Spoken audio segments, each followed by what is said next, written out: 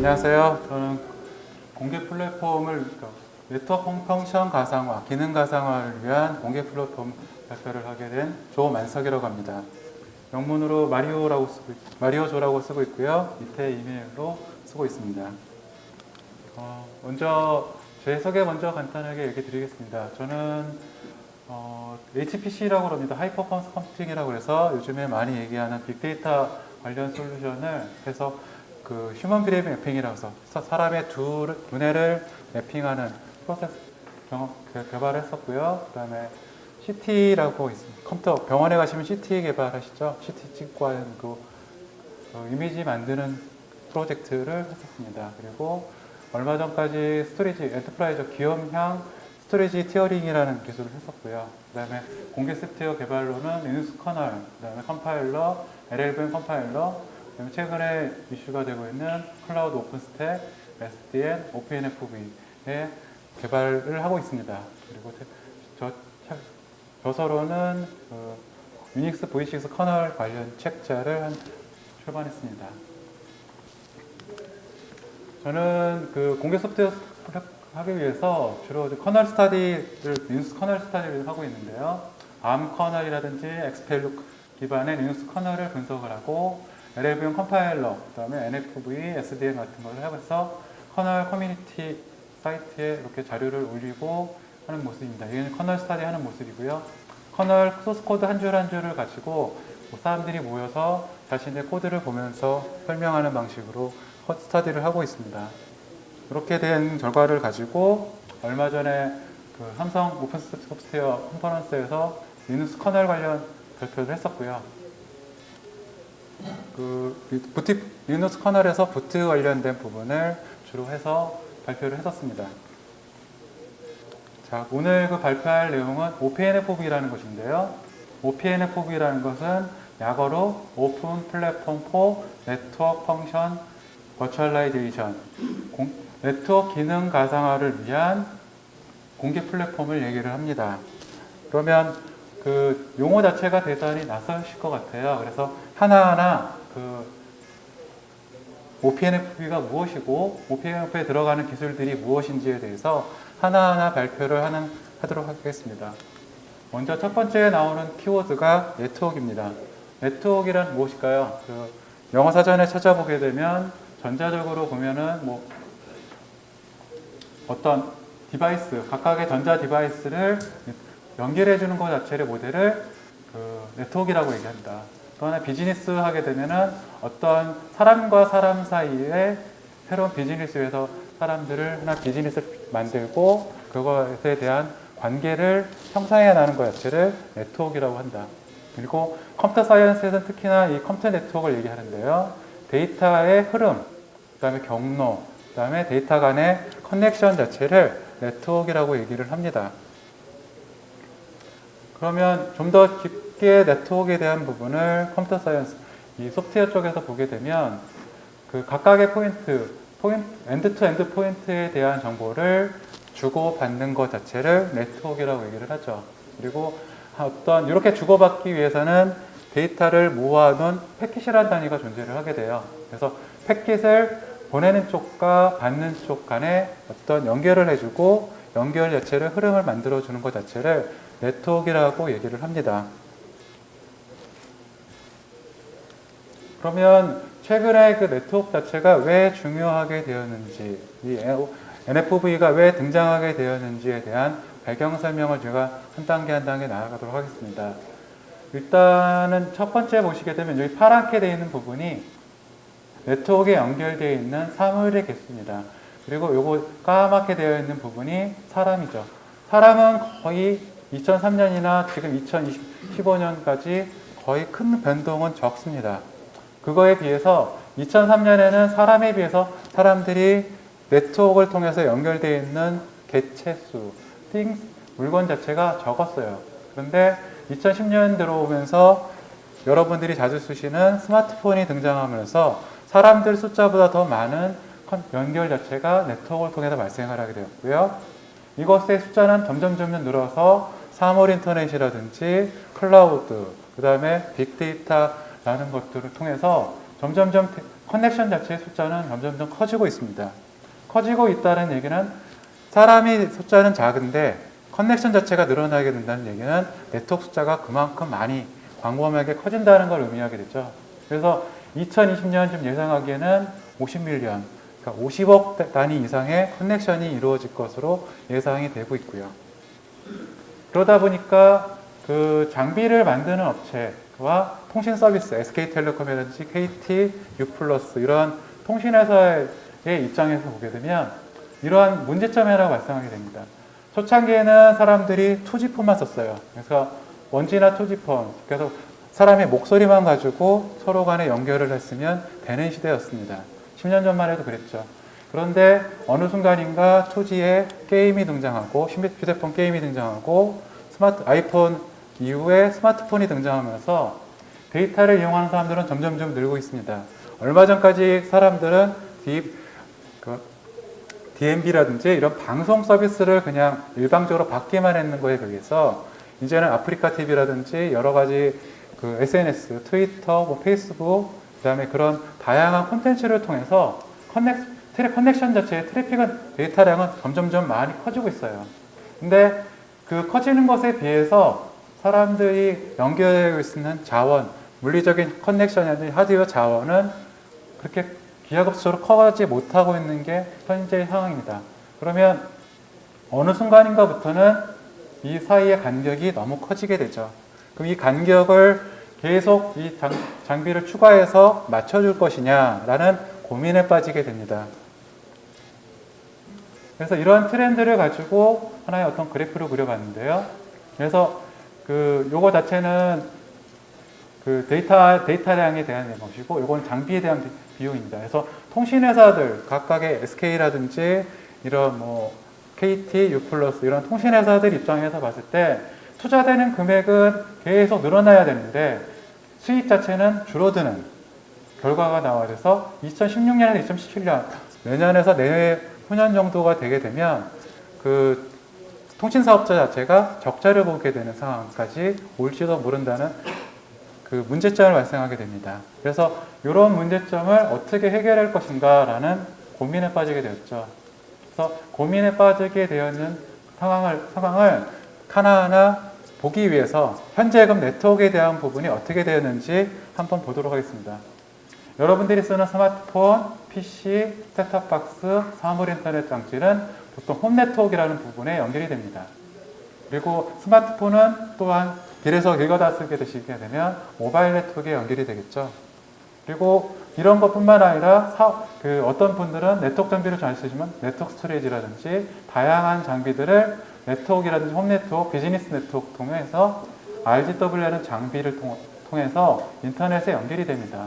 그리고 이러한 장비들, 예를 들어 뭐 셋탑박스 같은 경우는 IPTV 서비스, 그 다음에 인터넷 같은 PC 같은 경우는 포털 서비스, 그 다음에 뭐 페이스북이라든지 트위터 같은 경우는 SNS 서비스, 그 다음에 기타 뭐 네이버 같은 IT 서비스를 위해서 네트워크를 통해서 장비가 연결이 되게 되고, 이러한 연결을 하기 위해서는 그 사용자 단말도 중요하게 되지만 이러한 중간에 있는 색깔로 보이게 되는 네트워크 기능을 해주는 장비들이 필요로 하게 됩니다.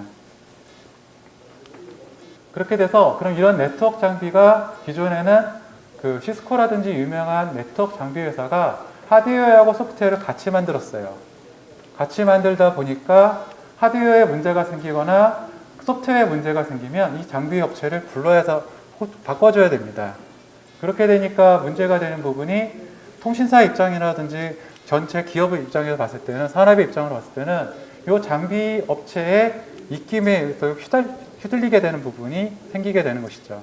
그리고 이런 장비들 자체가 한두 푼 하는 것도 아니고 적게는 수십억, 많게는 수백억, 수조 단위의 장비 투자가 이루어져야 되는 부분이 되게 됐어요. 그래서 대표적인 게 얼마 전에 시작했던 2013년에 시작했던 LTE 장비 같은 경우는 뭐 4조대 이 정도의 금액이 이 장비로만 투입이 됐습니다.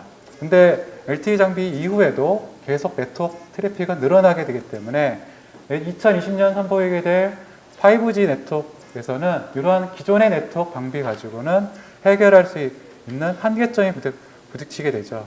그래서 방법을 찾은 것 자체가 일반적인 하드웨어는 이런 하드웨어 장비에 비해서, 전용 하드웨어에 비해서 가격이 저렴합니다. 상대적으로 저렴합니다. 이런 장비들 하나, 파이어월 장비라든지 SGNS라든지 브라스 서비스 같은 장비 하나가 10억대의 장비에 비해서 이런 가상화 장비 하드웨어는 비천만 원대의 장비면 구입이 가능하시죠. 그래서 이런 일반적인 하드웨어하고 소프트웨어를 분리를 해보자 라는 것 자체가 NFV의 목적입니다. 그렇게 되면 일반 하드웨어를 쓰게 되는데 이런 네트워크 서비스 소프트웨어를 만들어줘야 되는 필요성이 생기게 되죠. 이러한 네트워크 서비스를 가상화된 네트워크 서비스, 버추얼 네트워크 펑션이라는 하나의 단위로 묶게 되고, 이러한 펑션을 묶어줄 수 있는 클라우드 인프라 소프트웨어, 오픈스택이라고 불리는 소프트웨어와 이것을 기반으로 한 가상화 소프트웨어를 통해서 이거를 전체로 네트워크 펑션을 만들어 보자라는 것 자체가 NFV의 목적이라고 할 수 있습니다. 이렇게 되는 그림을 하게 되면 앞의 그림과는 다르게 홈 네트워크, 클라우드 네트워크 자체에 물려있는 네트워크가 물려있게 되고, 각각의 장비들이 물리게 되고, 그 다음에 인터넷과 기존의 서비스는 동일하지만 이 VCP라는 네트워크 펑션 자체를 가상화해주는 장비를 일반 제너럴 하드웨어를 써가지고 펑션을 만들어줄 수 있게 되죠. 이렇게 되면은 장비가 늘어나거나 변동하게 되는 것에 대해서도 효과적으로 대처할 수 있는 가능성이 생기게 되는 것이죠. 그래서 NFV가 나오게 되었고요. 그럼 궁극적으로 어떻게 할 것이냐? 저기 그림이 잘 안 보이는데요. 여기 좀 미 전체 대륙의 그림인데요. 그 빨간색이라고 색깔로 보시면 쉽습니다. 색깔로 보시면 빨간색, 녹색, 파란색, 노란색 이러한 장비들이 미국만 보게 돼도 전체에 수십 개의 장비를 설치를 해야 되고 관리를 해야 되는 문제점이 있었어요. 그럼 이렇게 되는 것 자체를 하나의 또 가상화된 하드웨어로 묶어서 펑션별로 관리를 해주게 되면 공통된 하드웨어를 가지고 각각에 있는 서비스를 제공할 수 있게 됩니다. 그렇게 되면 그 기존에 빨간색만 이렇게 별도로 나눠져 있던 서비스를 빨간색에 있는 서비스가 때에 따라서는 노란색, 녹색, 파란색으로 색깔을 바꿔가면서 서비스를 제공할 수 있게 되죠. 그렇게 되면은 기존에 있는 네트워크 장비의 수요에 비해서 폭발적으로 늘어나는 데이터 수요를 감당할 수 있게 되는 상황이 예상할 수 있게 됩니다. 그래서 NFV를 하는 목적 자체는 각각에 있는 분산돼서 하나의 특정 목적으로 되어 있던 장비를 하나의 공통된 플랫폼으로 묶어보자. 이런 개념이 NFV의 목적이라고 할 수 있게 됐죠. 그러면 OPNFV 기술을 이루는 실제 기술은, 소프트웨어 기술은 무엇이 있는지 한번 아키텍처 다이어그램 한번 그려봤습니다. 첫 번째가 클라우드 인프라를 이루는 구성하는 부분이 있고요. 요거 자체에 네트워크 펑션, 버추얼 네트워크를 이루는 소프트웨어가 이렇게 있게 됩니다. 요거를 이제 논리적 개념으로 보게 되면 그 엔드-투-엔드 네트워크에 대한 사용자와 어떤 인터넷 포탈 이렇게 되겠죠. 그러한 포탈을 네트워크 펑션으로 연결되어 있는 이러한 그림으로 그릴 수 있습니다. 이러한 그림 자체를 실제로 어플리케이션 소프트웨어로 하게 되면 VNF로 이런 레이어로 구성이 되게 되고요. 이러한 VNF 자체는 각각의 버추얼 머신 위에 이러한 네트워크 VNF 펑션 자체가 위에 올라가게 됩니다. 그리고 이것 자체는 오픈데일라이트라든지 오픈VSG, DPDK라는 SDN 기반 기술, 소프트웨어 SDN 기반 기술을 통해서 이루어지게 되고요. 이것 자체는 더 밑에 하이퍼바이저라는 KVM, 젠, VM웨어라는 하이퍼바이저, 그 밑에 하드웨어 컴포넌트로 구성되게 됩니다. 그러면 생소하실 텐데요. 가상화, SDN, 클라우드 인프라, 이것 자체를 이루는 VNF 자체가 펑션이 어떻게 되는지 하나하나 보아가면서 설명을 하도록 하겠습니다. 먼저 각각에 있는 하드웨어 자원, 컴퓨터, 스토리지, 네트워크 자원을 관리해주는 소프트웨어를 여러분들 잘 아시는 운영체계라고 합니다. 영어로 오퍼레이팅 시스템 운영체계라고 하죠. 그래서 운영체계의 핵심은 커널이라고 하는 부분이 있습니다. 이 컴퓨터 시스템, 컴퓨팅, 메모리, IO 디바이스, 그 다음에 네트워크 이런 장비, 하드웨어 자체를 커널이라는 것 자체가 관리를 하게 되고, 어플리케이션 소프트웨어가 어떤 메모리라든지 파일 시스템이라든지 자원을 필요하다 할 때 커널에 요구를 하게 되고, 커널은 각각의 있는 프로세서나 메모리나 I/O 자원을 해당하는 어플리케이션 소프트웨어에다가 할당을 해주는 것 자체가 커널의 역할이라고 할 수 있습니다. 그래서 운영체계는 주로 그 실행하는 프로세스를 관리하거나 메모리 관리, 파일 시스템 관리, 주변 I/O 관리를 하는 것 자체를 오퍼레이팅 시스템이라고 얘기를 합니다. 이러한 오퍼레이팅 시스템의 대표적인 예는 여러분 지금 현재 OS X, 애플에서 만든 맥OS 시스템이 1984년에 처음에 나오게 되었고요. 그 많이 잘 아시는 마이크로소프트 윈도우즈 같은 경우는 1985년에 나왔습니다. 그리고 이 OpenFB를 이루는 리눅스 같은 경우는 1991년 8월 26일 날 이런 유즈그룹의 메일을 통해서 처음 선보이게 되었습니다. 이게 그때 당시의 토발즈의 모습이고요. 이게 얼마 전에 한국에 와서 있었던 토발즈의 모습입니다.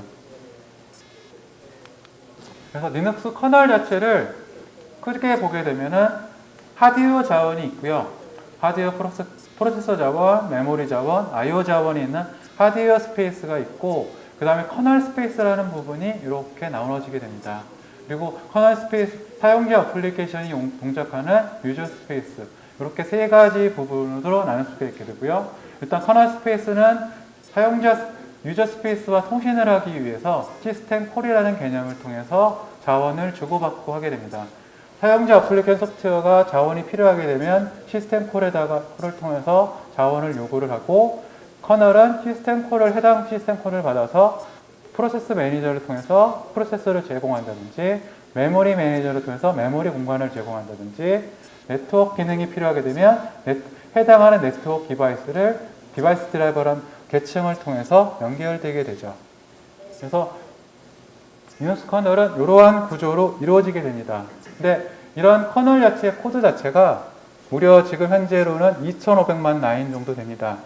그러니까 한 사람이 자신의 소프트웨어 코드량을 할 수 있는 양 자체가 보통 한 1만 라인 정도라고 얘기를 하는데, 2,500만 라인이면 사람이 커널 코드 자체를 전체를 알긴다는 것은 거의 불가능하겠죠. 그래서 토발즈 자신 스스로도 나는 커널에 있는 부분을 전체는 알 수는 없다. 단지 일부분의 큰 흐름만 파악하고 있을 뿐이다 라고 얘기를 합니다. 커널 자체를 했던 그 리눅스 토발즈조차도 초창기 개발부터 지금까지 해왔던 토발즈조차도 커널을 알 수 없기 때문에, 그 커널을 그러면 공부를 하고 싶고 밑에 바닥부터 알고 싶은 사람들을 위해서 제가 한 가지 방법을 하나 알려드릴까 싶습니다. 이것은 1971년도에 KNR, 켄 톰슨이라는 분하고 데니스 리치라는 분이 펼쳤던 작업입니다. 이게 여러분들이 컴퓨터 쪽을 보셨던 분들이면 이 책을 한번 많이 보셨을 거예요. C 프로그래밍 랭귀지라는 시언어 책인데요. 이 책의 저자분이 이 두 분입니다. 이 두 분이 하셨던 일 자체가 이 시언어라는 언어를 만들어서 유닉스 V6라는 유닉스 언어를 만드셨어요. 커널을 만드셨어요. 이 커널 자체를 소스 코드를 AT&T에서 만들었는데요. 그냥 사람들 안에서 자신들만 공유한 게 아니라 대학교에 널리 코드를 알려줬습니다. 그래서 알려진 책 자체가 라이언스 교수님이라는 분이 이 코드 자체에 알려진 코드를 하나하나 코멘터리를 달아줬어요. 이 코드는 어떤 의미고 어떤 의미인지를 70년대부터 달아줬고, 이 달아준 책 자체를 보면서 많은 해커라고 불리는 많은 엔지니어들이 개발을 할 수 있었습니다. 그래서 이렇게 된 개발한 자체를 당시는 라이센스 문제로 걸려 있었기 때문에 그 코드 자체를 일부 대학생들, 제한된 사람만 볼 수 있었어요. 근데 사람들이 학생이다 보니까 이런 코드 자체를 복사기를 통해서 복사를 해서 코드를 나누고, 나눠진 코드를 통해서 개발을 하는 게 자체가 개발 문화의 시작이 여기서, 공개 소프트웨어 문화가 시작이 여기서 이루어지게 되었습니다. 그래서 지금 현재도 MIT라든지 스탠포드 이런 대학들에서는 유닉스 V6를 코드를 자체를 가지고 커널에 대한 기본 개념을 배웁니다. 스케줄러, 메모리 매니지먼트, 그 다음에 디바이스 드라이버, 프로세스, 시스템 콜, 이러한 모든 개념 자체를 그 유닉스 V6를 통해서 배우게 돼요. 그래서 그 커널 자체를 한꺼번에 리눅스 커널을 배우고 싶다 하시는 분들이 한꺼번에 처음에 들어가시건 힘드니 이 유닉스 V6를 통해서 배워보는 것 자체가 하나의 방법이라고 할 수 있고요. 그래서 이게 실제로 유닉스 V6는 초창기 나왔던 여기에 해당합니다. 여기 원조부터 리눅스는 여기 있고요. 그 다음에 OSX는 이쪽에 있습니다.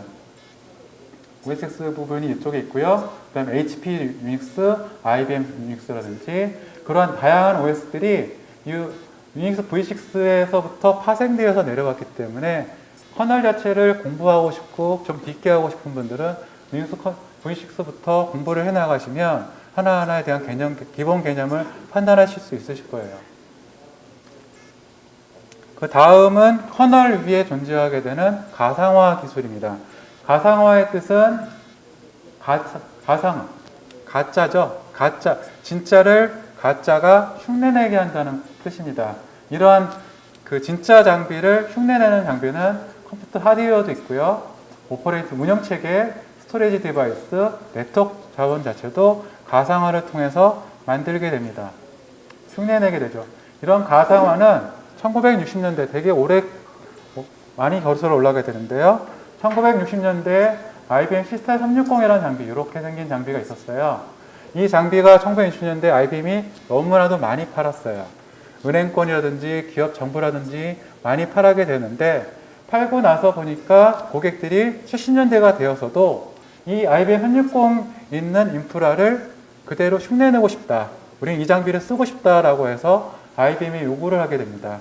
당시 IBM 이 빅블루는 그러면 이 IBM 360을 흉내내는 장비를 만들자라는 개념에서 시작했던 개념이 가상화라는 개념입니다. 그렇기 때문에 360 하드웨어를 흉내를 냈고요. 360에 들어가 있던 OS를, 오퍼레이팅 시스템을 흉내를 냈습니다. 그리고 360에 들어가 있던 당신 터미널이었는데요. 터미널 네트워크를 흉내를 냈습니다. 그래서 IBM이 최초로 1960년대부터 가상화 기술이 시작되게 됩니다.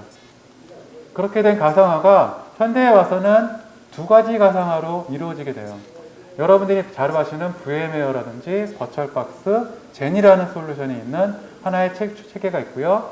리눅스 오픈소스 진영에서 유명한 KVM, 커널 버추얼라이제이션 머신이라는 KVM 솔루션이 있습니다. KVM은 오픈소스고요. 젠이라든지 VM웨어 버추얼박스는 클로즈 소스입니다. 제한된 소스로 소스가 공개되어 있지는 않습니다. 그리고 그 KVM은 스케줄러링 할 때 리눅스의 스케줄러를 이용하지만 젠이라든지 VM웨어는 자신의 스케줄러를 사용합니다. 메모리 역시 KVM은 리눅스에 있는 형태를 이용하지만 젠이라든지 VM웨어는 각자 자신에 있는 메모리 관리를 사용하게 되죠. 그렇게 되다 보니까 문제가 되는 것 자체는 KVM에서 문제가 가상화에 대한 버추얼 머신에 문제가 생기면 커널 자체에서 자체 해소길이 돼요. 하지만 VM웨어라는 버추얼 박스에서 문제가 생겨버리면 해당 프로세스를 죽이거나 시스템이 멎어버리는 자주 보시는 블루스크린이라든지 이러한 환경까지 퍼질 수가 있게 돼서 리눅스에서는 KVM을 기반으로 한 가상화 솔루션을 추천을 합니다. 그렇게 되면 이렇게 된 가상화 솔루션을 관리해 줄 수 있는 인프라가 또 필요하게 됩니다. 그렇게 나오게 된 개념이 최근에 2011년부터 유명해진 클라우드 오픈 인프라스틱 오픈스택이라는 개념입니다. 오픈스택은 클라우드 인프라 소프트웨어이고요. 그 중에 이러한 다양한 계층으로 이루어지게 되는데요. 일단 첫 번째 컴퓨팅 자원을 관리해주는 노바라는 녀석이 있고요. 네트워크 자원을 관리하는 뉴트론. 그 다음에 이러한 그 자원들 자체를 스토리지 자원을 관리하는 스위프트, 글랜스라는 이러한 자체의 세 가지 컴포넌트로 크게 이루어진다고 볼 수 있습니다. 그리고 이러한 컴포넌트 자체를 공통된 인프라에서 인증 서비스라든지 메시지를 주고받고 하는 커널에서 이루어졌던 서비스 자체를 나눠줄 수 있는 개념이 필요하게 돼서 만들어진 것 자체가 각각의 다양한 스택들이 붙게 됩니다. OPNFV에서는 히트라는 오케이션 조정 서비스를 히트라는 걸 이용하게 되는데요. 히트가 어떻게 동작을 하는지를 두 가지를 통해서 한번 보도록 하겠습니다. 어떠한 데이터, 가상머신에 대한 자원 요청이 오게 되었을 때 노바 스케줄러, 히트는 선택을 하게 됩니다. 노바 API를 통해서 내가 가상화 솔루션을 쓸 것인지 아니면 베어메탈, 하드웨어를 쓸 것인지 선택을 하게 되고요. 노바 스케줄러를 통해서 가상 머신을 쓰게 되면 KVM이 기반한 로바 스케줄러에서 KVM 하나의 VM을 생성을 하게 됩니다. 그리고 베어메탈로 생성하게 되면 하나의 네트워크 부팅을 통해서 가상 머신을 OS 환경으로 만들어주게 되고 이 환경에 대한 네트워크 펑션을 만들어주는 형태로 베어메탈과 하이퍼바이저의 구분 자체를 로바 스케줄러에서 통해서 이루어지게 됩니다. 이렇게 만들어진 각각의 VM이나 네트워크 펑션 자체는 네트워크 성편을 만들고 이러한 VM들이 쓰게 될 스토리지 디바이스를 연결을 해서 서비스가 확장하게 되는 것이죠. 자, 그렇게 되면은 각각의 VM에 대한 부분을 간단하게 살펴봤어요. 그 다음에 이제 하나 더 나아가야 될 부분이 네트워크 펑션 가상화니까 네트워크에 대한 부분을 하나하나 더 들어가게 됐습니다. SDN이라는 개념이 나와요. 소프트웨어 정의 네트워크, 소프트 디파인드 네트워크. SDN은 소프트웨어 정의 네트워크인데요. 간단하게 얘기하면 네트워크를 구성하고 있는 컨트롤 노드하고 데이터 플레인 영역을 두 개를 나누겠다는 것 자체가 SDN입니다. 사전적 의미는 이렇지만 실제로 보게 되면 좀 더 복잡하게 됩니다. 그래서 현재는 SDN을 네트워크에 이루는 장치는 네트워크 엔지니어가 필요했어요. 네트워크 엔지니어, 시스코 장비에 자격증을 따신 분, MCS라든지 이런 네트워크 자격증을 따신 분이라든지, 그 다음에 시스코에서 이루어지는 네트워크 펑션 자체를 배운다든지, 그 다음에 고유의 커맨드로 이루어지는 부분을 각각의 배워야 되는 네트워크색 엔지니어 따로, 시스템 엔지니어 따로, 현재 이렇게 구분되어 있는 것 자체를 오픈소스로 개발된 SDN을 통해서 하게 되면 네트워크 장비 자체도 커널이라든지 아까 보셨던 오픈스택 이러한 개념을 통해서 그냥 시스템 엔지니어가 관리를 할 수 있는 부분으로 하나의 융합된 환경으로 들어오게 되었습니다. 그렇게 되었기 때문에 기존에 살펴보게 되면 전통 네트워크에서는 어떤 라우팅이 있고 하이엔드 스위칭이 있고 이런 스위치에 연결되어 있는 각각의 서버들이 데이터 플레인과 컨트롤 플레인이 연결되어 있는 이러한 구조로 이루어졌다면 SDN에 오게 되면 컨트롤 라우팅이 있고 스위칭과 스위치에서 나오는 각각의 있는 서버들이 자체가 녹색 색이 두 선으로 나눠지게 되죠. 녹색 선은 데이터 플레인 선이고 파란색 선은 컨트롤 플레인 선인데요. 컨트롤 플레인에 대한 선은 별도에 있는 SDN 컨트롤러가 담당을 하고, 그 다음에 데이터에 대한 부분은 기존에 있는 라우팅 서비스인 SDN 스위치 각각의 서버에 대한 부분으로 분리되게 관리를 하게 됩니다. 이게 도대체 무슨 얘기냐? 네트워크 데이터 플레인은 무엇이고 컨트롤 플레인이 무엇인지를 잘 모르실 것 같아서 하나를 설명을 해드리도록 하겠습니다. 컨트롤 플레인이라는 것 자체는 여러분들이 편지를 쓰거나 택배를 보내실 때 주소라고 볼 수 있어요. 보내는 사람, 받는 사람의 주소를 이렇게 기입을 하고 기입한 것에 대해서 스티커를 딱 택배 종이를 붙여주게 되면 이러한 택배 기사분들이 택배를 가지고 이동하게 되죠. 택배에 이동할 때 물건은 데이터입니다. 각각의 네트워크, A라는 네트워크와 B라는 네트워크를 연결해 가게 되는 실제 목적 가능 자체는 데이터고요. 그 다음에 A라는 목적지와 A라는 발송지와 B라는 발송지가 연결되는 부분 자체는 컨트롤 플레인에 대한 부분이, 그러니까 주소지가 나타내는 부분이 컨트롤 플레인, 실제 내용물이 데이터 플레인이라고 볼 수 있죠.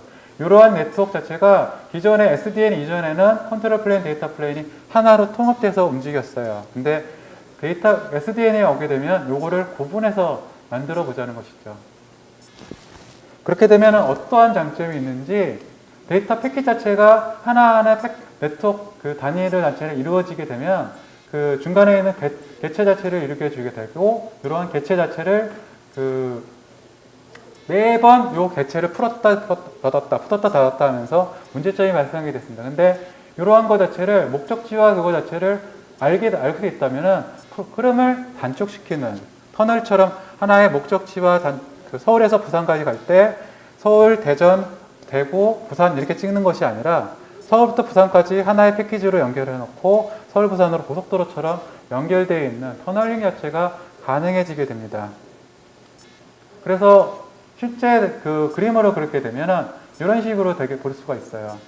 컨트롤 플레인과 데이터 플레인에 나눠졌던 데이터가 중간에 어떤 경로를 통해서 나눠졌다가 다시 목적지를 통해서 가게 됐던 것을 SDN 컨트롤러로 데이터 컨트롤 플레인은 하나의 컨트롤 플레인으로 묶어서 관리를 하고 실제 데이터가 흐름만 관리를 해주게 되면 네트워크에 흘러가는 데이터의 흐름 자체가 분리되게 되어서 관리가 좀 더 수월해지게 되죠. 그렇게 되면은 어떠한 이점이 있을까요? 그러면 각각에 있는 지금 파란색, 녹색, 보라색에 나와 있는 것 자체가 각각의 그 장비에서 서버에서 이루어지는 그 네트워크 펑션이라든지 데이터를 표현해 보겠습니다. 그러면 실제적으로는 파란색과 파란색과 파란색이 이렇게 통신을 해야 되고 녹색과 녹색과 녹색, 보라색과 보라색과 보라색을 통신을 하고 싶은 거지만 실제 데이터에서는 각각의 장비가 떨어져 있죠. 떨어져 있다 보니까 이런 데이터를 연결해 줘야 되는 부분이 필요로 하게 됩니다. 이러한 연결되는 패스 자체를 데이터 플레인과 컨트롤 플레인을 분리를 해서 이 데이터는 파란색 데이터가 같은 녀석이기 때문에 같은 데이터를 묶어서 컨트롤 플레인을 통해서. 그다음 녹색은 녹색끼리 묶어서 할 수 있다. 보라색은 보라색끼리 할 수 있다라는 자체고 자신이 소프트웨어적으로 정의를 해서 만들어주는 논리 개념에 따라서 데이터의 흐름 자체를 바꿔줄 수 있는 서비스가 가능해지게 되는 것이죠. 이렇게 되게 되면 한 단계 더 나가서 서비스 체이닝 기술이라는 서비스를 하실 수가 있게 돼요.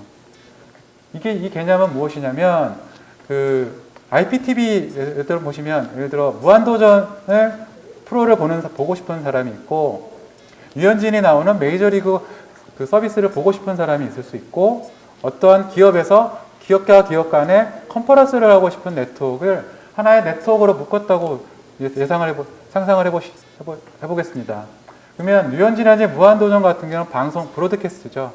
누구든지 볼 수 있는 서비스이기 때문에 방화벽이라든지 그런 복잡한 장치의 네트워크가 필요하진 않게 되고 한 사람이 방송국에서 사용자를 통해서 기존에 있는 망으로만 보내주면 됐어요.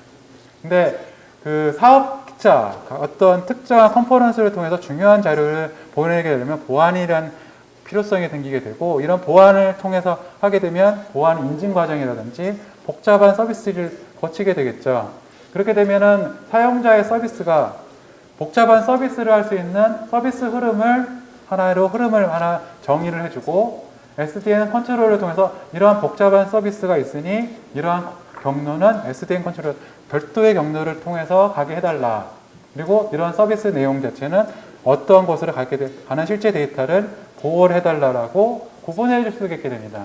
그래서 서비스 체이닝 오케스트레이션 자체가 SDN이 되면서 가능해지는 서비스라고 할 수 있어요. 그래서 실제로 이러한 것 자체를 그림으로 그려보게 되면 기존의 네트워크는 하나로 모든 것 자체가 모두 다 연결되어 있는 구조였는데 비해서 SDN 기반의 NFV가 되게 되면 어떠한 흐름 자체는 어떤 특정한 라우터로 가고 또 다른 흐름 자체는 다른 장비로 가게 되는 흐름을 분리해주고 목적에 따라서 데이터를 조정한다든지 보안 정책을 세워준다든지 이러한 흐름 자체가 가능해지게 됩니다. 그렇게 되면 좀 더 사용자에게 밀접한 서비스를 만들어줄 수 있는 것 자체가 NFV의 목적이 되는 것이죠.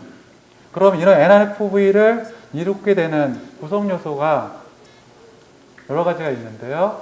역시 NFV를 이루게 되는 요소 중에 SDN 컨트롤러라는 부분은 오픈데일라이트라는 프로젝트를 통해서 개발을 하고 있습니다. 오픈데일라이트를 이런 복잡한 아키텍처 구조로 이루어지게 돼요. 근데 SDN 컨트롤을 오라클이 아니라 시스코에서 주로 주창을 해서 만들게 된 프로젝트가 오픈데일라이트이고요.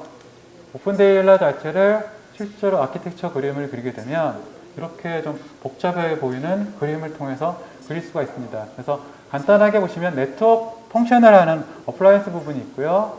컨트롤러 하는 부분이 플랫폼 부분, 그 다음에 각각에 있는 장비를 연결해주는 사우스, 노스밴드, 프로토콜, 플래그인 부분이 있고 맨 마지막으로 각각의 장비를 연결해주는 이러한 복잡한 그림으로 나눠지게 됩니다.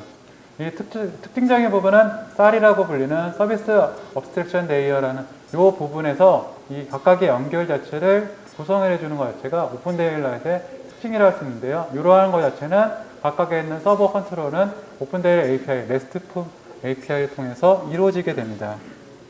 그러면 아까 처음에 중간에 얘기했던 가상화를 기반으로 한 오픈스택에서 오픈 데일라이트는 어떻게 연결이 되는지 한번 보도록 하겠습니다.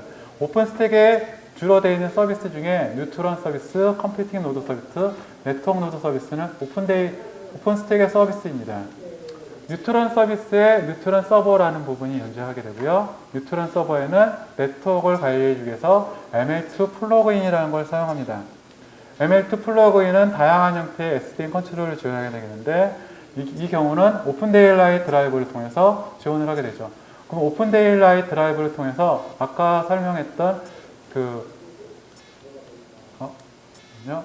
REST API를 통해서 오픈 데일라이트 노드에 주어지게 되고요. 뉴트론 API 서비스에 해당하는 것을 통해서 OBS DB 플러그인은 오픈 플로우 흐름, 오픈 V 스위치라는 부분을 스위치를 컨트롤해 줄 수가 있습니다. 그리고 오픈 데일라이트에 있는 뉴트론 서비스는 RPC 프로토콜을 통해서 네트워크 노드의 S3 에이전트라든지 DSP 에이전트, 네트워크 노드에 있는 주로 서비스를 연결을 하게 되는 컨트롤 흐름을 가지게 되는 것이죠. 그래서 오픈스택, 클라우드 인프라를 관리를 해줄 수 있는 오픈스택과 SDN 컨트롤러인 오픈 데일라이트, 그 다음에 OVS, 데이터 플레인의 스위칭을 다는 OVS가 이러한 다이어그램을 통해서 연결되게 됩니다. 그렇게 되면 모든 게 여기서 끝날 것이냐, 그렇게 되진 않습니다. 인프라를 이루는 문제 중에 가상화에 대한 KVM에도 약점이 존재하게 되는데요. KVM하고 V스위치를 통해서 데이터를 주고받게 되면 약 초당 한 7에서 8기가비트 정도의 데이터를 주고받을 수가 있습니다. 그 다음에 멜라녹스의 어떤 특정 통신회사에서 만든 KVM을 통해서 연결하게 되면 한 20메가에서 23메가 정도의 스위치 데이터를 주고받을 수 있게 되죠.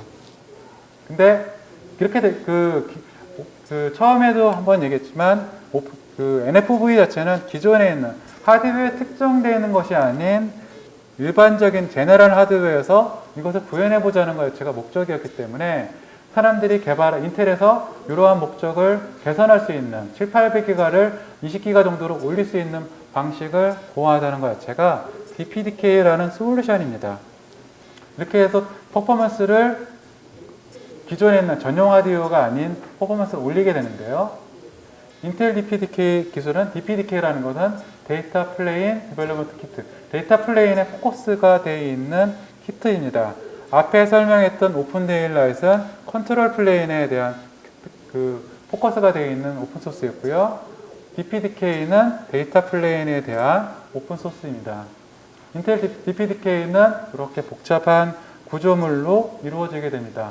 버퍼 매니지먼트, Q&링 펑션, 패킷 플로어딩, 그 다음 이런 개념이 존재하게 되는데요. 이런 개념은 유저 스페이스, 리눅스 아까 오퍼레이팅 시스템 유저 스페이스에서 이러한 라이브러리들이 존재합니다. 그리고 커널은 리눅스 커널에서 존재를 하게 되죠. 근데 기존에 있는 데이터 플로우 자체를 보게 되면 하드웨어 네트워크 장치에 대해서 커널이 통해서 유저 스페이스로 연결되어 있는 복잡한 관리가 되었는데 이 DPDK는 커널을 거치지 않고 가급적 커널의 간섭을 최소화하여서 네트워크 펑션을 만들어 줌으로써 데이터 플레인을 가속화하는 기술을 쓰게 됩니다. 그래서 그림을 그리게 되면 실제로는 유저 플레인, 네트워크 펑션이 이루어지는 사용자 어플리케이션 소프트웨어는 실제로는 시스템 콜을, 리눅스 커널의 시스템 콜을 통해서 실제 네트워크 하드웨어를 연결해주는 이러한 형태가 일반적인 어플리케이션 형태였는데요. DPDK를 통해서 NFV 어플리케이션을 구현하게 되면 네트워크 펑션에 대한 요구를 일단 리눅스 커널은 네트워크 장치에 대한 부분은 어느 정도 관리를 합니다. 그리고 특정한 패킷이 오게 되면 리눅스 커널의 이 패킷 자체는 DPDK를 통해서 가속화할 수 있다는 것 자체를 알려주게 되고 리눅스 커널은 특정의 하드웨어 자체를 어플리케이션 독점해서 쓸 수 있도록 전용선을 뚫어주는 것 자체를 DPDK라고 얘기를 합니다. 그래서 특정 코어에서 어플리케이션을 돌리게 되기 때문에 커널에 대한 중간 개입자가 사라지게 됨으로써 퍼포먼스가 향상되게 되는 효과를 가지게 되는 것이죠. 그래서 SDN과 NFV 펑션 자체를 복합해서 그리게 되면 다음과 같이 구성되게 볼 수 있습니다. 일단 오픈스택에 나와 있는 컨트롤러가 네트워크 노드에 오픈데일라이트과 오픈스택 ML2 ODL 플러그인이 붙게 되겠죠. 그리고 각각에 있는 컴퓨팅, 계산을 담당하는 노드에는 스위칭, 데이터 플레인을 담당하는 V 스위치와 데이터 플레인을 가속해준 DPDK가 하나의 쌍으로 묶게 되고요. 이러한 쌍 자체를 각각에 있는 색상별로 올라가 있는 네트워크 자체를 구분을 해서 각각에 대한 서비스별로 하나의 패스를 오픈데일라이트이 컨트롤 플레인으로 논리적으로 묶어주게 되고, 이러한 서비스 자체가 파랑은 파랑대로 서비스가 이루어지든지 녹색은 녹색대로 서비스가 이루어지고 보라색은 보라색대로 이루어지는 서비스를 구현하게 됩니다. 그렇게 돼서 지금까지 설명한 것이 OPNFV를 이루는 하부 구조였습니다. OPNFV는 이러한 하부 구조를 전체적으로 컨트롤하게 해서 만들어진 오픈 소프트웨어 플랫폼입니다. 리눅스 재단을 통해서 그 후원을 받고 있는 프로젝트이고요. 이것은 홈페이지에 들어가시게 되면 opm.org라는 홈페이지에 들어가시면 이러한 페이지를 통해서 정보를 아실 수 있습니다. 이런 OPNFV에는 다양하게 복잡하게 많은 프로젝트들이 존재하게 됩니다. 뭐 닥터라든지 옥토퍼스, 코퍼 되게 복잡하게 많이 있는 소프트웨어가 지금까지 설명했던 리눅스 커널 기반, KVM 가상화 기반, 오픈스택, 오픈데일라이트, OVS, DPDK 이런 것을 기반으로 해서 움직여주는 프로젝트들이 이렇게 많은 프로젝트들이 있게 되고요. 그 중에 몇 가지만 좀 간단하게 설명하도록 하겠습니다. 일단은 OPNFV는 바다라든지 강 이름을 통해서 프로젝트명을 줬습니다. 아르노라는 이탈리아에 있는 강 이름인데요. 첫 번째 릴리즈는 아르노라고 해서 이태리에 있는 강 이름으로 명명을 했습니다. 두 번째는 브라마푸타라고 해서 인디에 쪽에 있는 강 이름을 통해서 프로젝트가 진행되고 있고요. 그 OPNFV 프로젝트에는 처음 일단 리눅스 베이스 커널이 있고요. 그 다음에 이 커널을 관리해 줄 수 있는 오픈스택, 그 다음에 그 SDN 컨트롤러인 OBS를 데이터 컨트롤 플레인에서 관리해주는 ODL, 이러한 복잡한 구조로 이루어지게 됩니다. 그래서 실제로 그 데이터 플레인을 가속하기 위해서 하나의 어떤 그림을 그려본 것입니다. 디바이스가 있고요. 리눅스 커널이 있습니다. 리눅스 커널 위에는 그 각각에 있는 그 네트워크 스위치들, 가상화된 스위치들이 존재하게 되고요. 그 다음에 이 가상화된 스위치 위에 각각의 VM들이 존재하게 됩니다. 이러한 VM들은 네트워크 펑션들이 존재하게 되겠죠. 네트워크 어플리케이션, MySQL이라든지 이런 홈페이지 관련 어플리케이션 존재할 수도 있고요. 그 다음에 어떤 그 데이터를 가속화할 수 있는 어플리케이션, 그 다음에 여러 가지 복잡한 어플리케이션들이 존재하게 되죠. 이 존재하게 되는 부분 자체를 가속화해주는 전용의 API, 아까 DPDK라든지 복잡한 그 펑션 자체를 만들어줄 수 있는 해서 소프트웨어 악셀레이션 레이어, 쌀이라는 부분 레이어가 커널 위에 이렇게 존재하게 됩니다. 이 레이어를 통해서 API 통신을 통하게 되면 커널의 일부 코드를 수정을 해서 DPDK 펑션으로 가속화한다든지 OVS에 연결이라든지 이런 부분을 DPACC라는 프로젝트에서는 요거를 담당하는, 주로 포커스를 맞춰서 하고 있는 프로젝트가 있습니다. 다음은 각각에 있는 VNF 자체가 그 자원을 요구할 필요성이 생겼을 때 자원에 대한 부분을 그림으로 그려준 쉽게 그린 그림입니다. 그 네트워크 펑션 자체가 오케스트레이션 서비스 자체가 일단 자원을 요구를 하고요. 요구된 자원에 대한 부분이 있다 없다라는 것을 회신을 합니다. 그리고 회신되는 서비스에 대해서 자원 관리자는 내가 어떠한 자원을 쓸 수 있는지 없는지에 대한 부분을 다시 한번 통보를 합니다. 통보된 것을 자체를 가지고 실제 용량, 내가 컴퓨팅 자원, 네트워크 자원, 그다음 스토리지 자원이 있는 부분을 관리할 수 있는 오픈스택에 통해서 체크를 하고요. 체크된 자원을 통해서 아까 처음에 오픈스택에서 보여드렸던 시트 매니저를 통해서 리소스를 할당을 하는 작업을 거치게 됩니다. 할당된 자원이 할당이 되면 할당된 자원은 그 VNF 그 오케스트레이터에다가 자원이 할당되었다는 자체를 통지를 해주게 됩니다. 통지해준 자원을 가지고 통지가 완성이 됐으면 새로운 서비스를 게시해주는 그런 복잡한 플로우를 통해서 서비스가 실제로 이루어지게 됩니다. 그리고 이러한 OpenFV 프로젝트는 기존에는 X86 기반에서 주로 많이 이루어졌었어요. 근데 최근에 ARM 프로세서가 기술이 발달하다 보니까 ARM 기반에서도 이러한 오픈스택을 올리고 오픈데일라이트를 올려서 프로젝트를 실제로 개발을 지금 하고 있습니다. 이거는 그 스위스에서 지금 개발하고 있는 프로젝트 안의 그림인데요. 그 프레임 네트워크 자체를 하고 있는 외부 네트워크가 있고요. 그 다음에 내부 네트워크를 연결하는 네트워크 QoR, 그 다음에 그 각각에 있는 네트워크 스위치들이 컨트롤 레이어, 그 다음에 컴퓨팅 레이어를 통해서 연결을 해서 서비스를 이루어지게 됩니다. 각각의 하드웨어 사양은 복잡한 하드웨어를 통해서 이루어지게 되어서 OpenFV는 기존에 있는 X86 기반뿐만 아니라 저전력으로 유명한 ARM 기반 솔루션에서도 개발이 착착 진행되고 있습니다. 그래서 OpenFV는 지금까지 설명드렸다시피 아주 다양한 프로젝트들이 복합적으로 이루어지는 프로젝트다 보니까 실제 아직도 많은 부분이 개발 중에 있는 프로젝트이고요. 도전할 수 있는 부분, 그 다음에 그 개발자로서 역량을 키워갈 수 있는 부분이 많이 있습니다. 그래서 만약 관심이 있으신다 그러면 OpenFV wiki.openfv.org에 접속하셔서 사용자 개발자 등록을 하시고 개발을 통해서 새로운 네트워크 풍션 가상화를 할 수 있는 길로 동참해 주시면 고맙겠습니다. 이상으로 발표에 대한 부분을 하겠고요.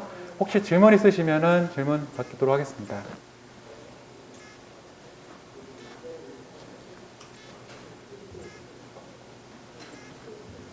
네, 네. 네. 잘 들었습니다. 네. 그래서 우리가 보통 오픈 소스 이런 그 컨셉이 일반적으로 어플리케이션이나 이런 쪽으로 많이 이제 지금까지 진행되어 왔고, 지금은 이제 네트워크의 이제 본질인 네. 라우트, 게이트웨이 이런 쪽에 이제 이런 이제 오픈 소스 개념으로 또 그 버추얼라이제이션 그런 개념으로 이제 진화되는데요. 네.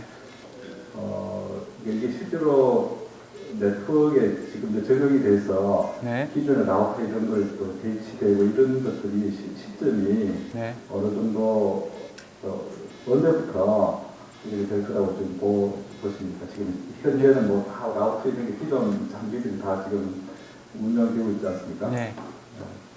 얼마 전에 SK텔레콤하고 KT에서 이 OpenFV의 기반 기술을 이용을 해서 시험 서비스, 문자 메시지라든지 일부 서비스를 테스트베드를 지금 운영을 하고 있고 병행 운영을 하고 있습니다. 그래서 실제 지금 LTE망에서 일부 장비를 이런 OpenFV 기능을 통해서 실제로 지금 우리나라도 운영을 하고 있고요. 다른 나라 독일에 있는 도이치텔레콤이라든지 프랑스의 오렌지 그다음에 미국에 있는 많은 회사들이 이 OpenFV 플랫폼을 통해서 시험망 운영이라든지 병행을 합니다. 그러니까 통신이라는 것 자체가 한 번이라도 끊어지면 안 되기 때문에 아직 문제점은 많이 있겠죠. 문제점을 발견하기 위해서 시험망으로 운영을 하면서 같이 서비스를 병행을 해서 문제가 생기는 부분은 하나 버거 리프팅을 하면서 개선하는 작업을 지금도 하고 있고요. 그 다음에 주로 중요한 회사들인 통신회사에 중요한 시스코라든지 화웨이, 특히 중국 회사들이 강점이 많습니다. 그 다음에 AT&T, 인텔, 아미라든지 윈드러너라든지 이런 유명한 통신회사들이 이 OpenFV 프로젝트에 많이 인발부 돼서 하고 있습니다. 그리고 실제 서비스는 그 예상하건대 2020년 5G 네트워크가 되는 시점에서 실제 상용화 된 서비스가 될 거라고 보고 있고요. 우리나라는 2017년 거대한 행사가 열리죠. 평창 올림픽 때 이 NFV 환경을 통해서 그 네트워크, 우리나라의 통신 기술을 알리려고 하는 것 자체가 하나의 프로젝트로 돼서 지금 진행되고 있습니다. 예, 또 다른 질문 있으신가요? 예. 제가 사실 라우트도 잘 몰라서 좀 의문일 수도 있는데요. 네. 이게 가상화 이렇게 되면은 사실 네트워크를 사용하는 그 빈도는 더 많아질 거라고 생각이 되거든요. 네. 그러니까 네트워크 장비가 또 네트워크를 사용하는 거죠. 네. 그러니까 이제 그런 점에서는 좀 그 네트워크의 안정성 이런 게 더 요구가 될 것 같은데요. 네. 이제 그런 부분에 좀 약간 문제가 있거나 네. 어떤 이제 스테이블한 그런 측면이 좀 부족하다면은 굉장히 큰 어떤 문제점이 또 발생할 것 같거든요. 네. 그런 점에 대해서는 뭐 어떻게 기원회가 어떠신지 좀. 일단은 첫 번째 되게 좋은 질문이셨고요. 그 네트워크라는 거 자체가 기관망이라고 돼 있죠. 기관망이다 보니까 하나의 문제가 생기면 안 되는 가장 필명적인 존재가 됩니다.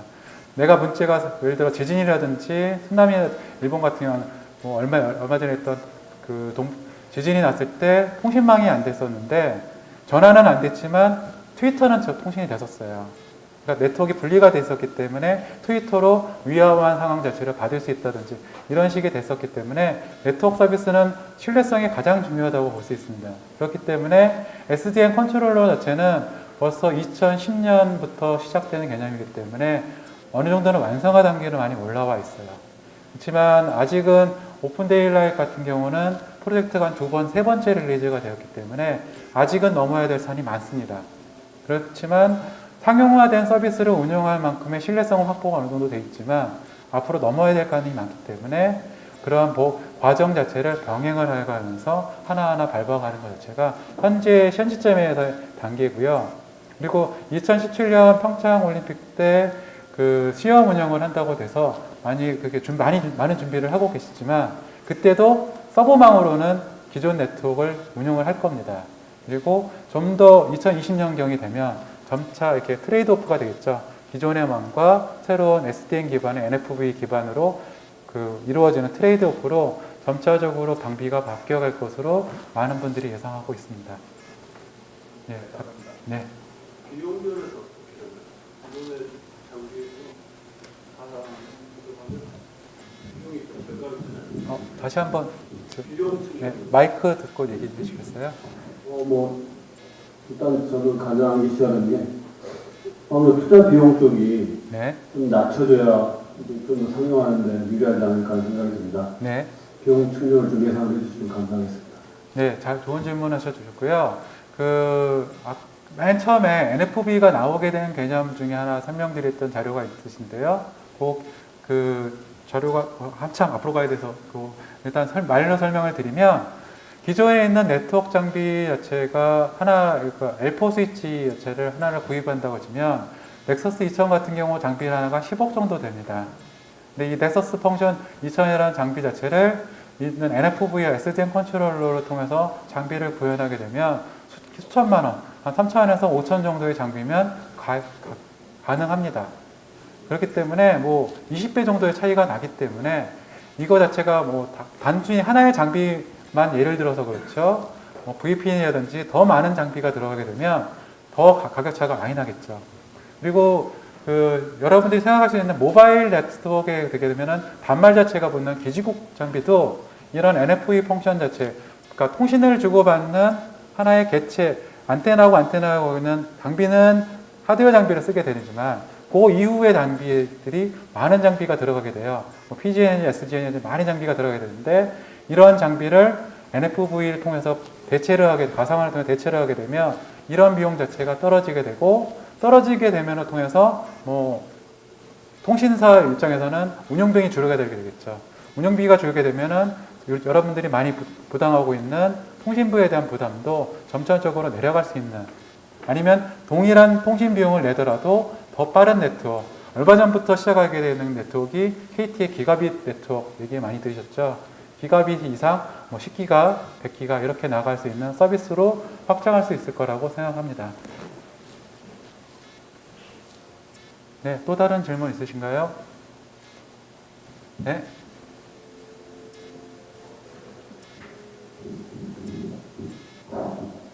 일단 발표 잘 들었는데요. 네. 아까 말씀드린 가상화 기술을 사용하게 되면은 비용적으로도 이게 정말 절감이 많이 되고 하는데 사실상 이제 라우터나 이런 장비를 여러 개를 돌리다 보면은 장애 현상이 발생하기가 작잖아요. 그렇게 장애 현상이 발생했을 때 대처법이라든지 그런 문제에 대해서도 조금은 제가 보기에는 자료가 좀 부족한 것 같은데 만약에 가상화 기술을 이용해서 한 번에 이렇게 그 네트워크를 자료를 수신하게 되면은 어떤 장비의 문제에 대해서 장애가 발생했을 때 그거를 다 커널 시스템 컬에서 처리를 가능한 건지 아니면 아직 그게 개선이 안 된 건지 좀 궁금해서 제가 질문을 드렸는데 혹시 그 부분에 대해서 있는지. 예, 그 좋은 질문 해주셨습니다. 기술적으로 그런 부분이 짚고 넘어야 될 부분이고요.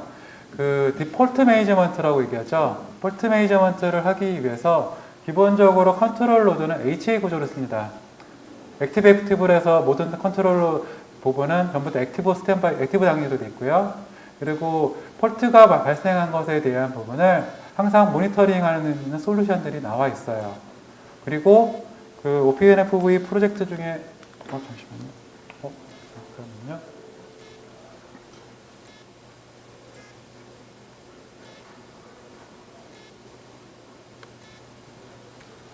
그 프로젝트 중에 닥터라는 프로젝트가 이러한 폴트 매니지먼트를 포커스를 두고 개발하고 있는 프로젝트입니다. 그래서 실제로 지금 많은 부분들이 개념적으로 나와 있고요. 코드 릴리즈가 이제 두 번째 브라마부터 이 닥터에 대한 부분과 그다음에 그 서비스가 인티그레이션 되는 부분들이 있어요. 그러니까 사람이 예를 들어 월드컵 경기가 시작되면 광화문 광장에서 사람들이 뭉치게 되면 보통 하나의 기지국에서 통신할 수 있는 숫자가 2만 명인데요. 2만 명이 아니라 광화문에 100만 명이 모였다, 10만 명이 모였다. 이렇게 되면 기지국이 폭발해서 기존의 네트워크는 감당할 수 없었겠죠. 근데 이거 자체를 하나로 통합해서 만들어주는 컨티뉴어스 인티그레이션 옥토퍼스라는 문어발처럼 하나하나 늘려간다는 개념의 프로젝트도 프로젝트가 진행 중에 있습니다. 그래서 물론 이 프로젝트가 진행됐다고 해서 해결된 건 아니고요. 다양한 부분들에 대한 부분이 문제가 발생할 수 있기 때문에 발생한 문제점을 찾기 위해서 병행해서 서비스를 개선하는 작업들이 각각의 통신사와 그런 그 협력업체 간의 연계를 통해서 이루어지고 있습니다. 네, 질문 어느 정도 답변이 되셨나요? 네, 또 다른 질문 있으신가요? 네, 긴 시간 들어주셔서 고맙습니다. 다음 발표 마치도록 하겠습니다. 감사합니다.